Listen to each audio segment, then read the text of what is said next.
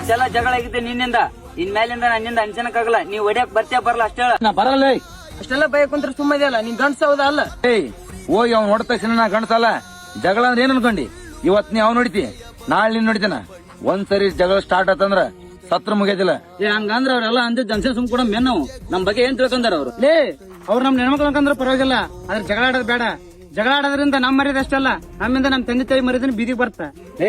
ಜಗಳ ಆಡಿದ್ರ ಅಷ್ಟ ಗಂಡಸು ಗಣಮಗ ಅಂತ ಅನ್ಸ್ಕೊಳಲ್ಲ.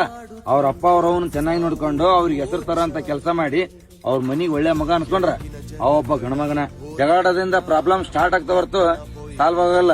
ಜಗಳ ಆಡಕ್ಕಿಂತ ಮುಂಚೆ ಒಂದ್ಸರಿ ನಿಮ್ಮ ಅಪ್ಪ ನಿಮ್ಮ ಅವನ ಬಗ್ಗೆ ಯೋಚನೆ ಮಾಡ್ಬೇಕು. ಕೆಡುಕಿನ ಜನಗಳ ಭೋರ್ಗರೆತ ಎತ್ತಣ ಹೋಯ್ತಿದೆ ಈ ಸೆಳೆತ ಬದುಕಿನ ಬವಣೆಯ ಈ